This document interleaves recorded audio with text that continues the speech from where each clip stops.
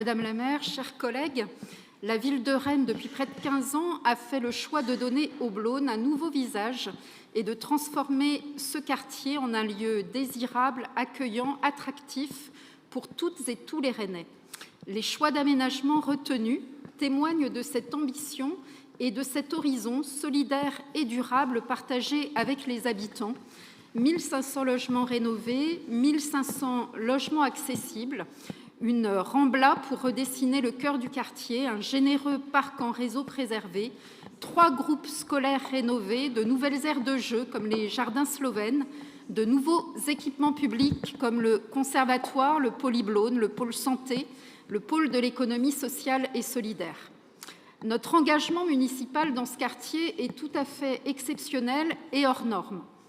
Le Blône, en particulier le Blône Est, montre désormais son nouveau visage et le pari de rendre désirable ce quartier fonctionne.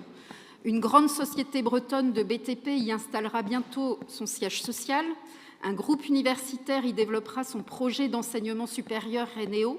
L'association Saint-Joseph de Préville assurera la gestion de 121 logements pour des jeunes et l'école normale supérieure y accueille d'ores et déjà des logements étudiants. Un quartier, ce sont des logements, des équipements, des services, mais aussi des commerces. Le reportage en 2 épisodes dans notre journal régional a eu le mérite, la semaine dernière, de montrer 2 visages du quartier, j'oserais dire l'ancien et le nouveau.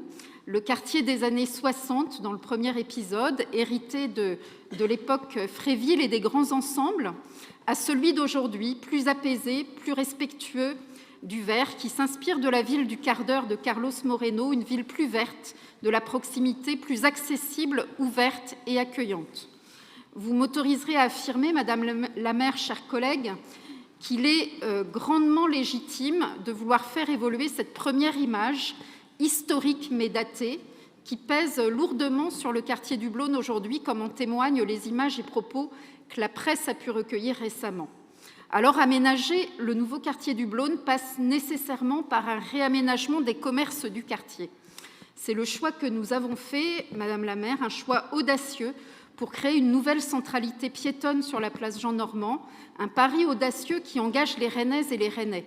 En effet, la ville apporte près de 14 millions d'euros pour abonder le contrat de revitalisation artisanale et commerciale porté sur le quartier avec l'opérateur Territoire Public, contrat qui s'élève au total à 25 millions d'euros.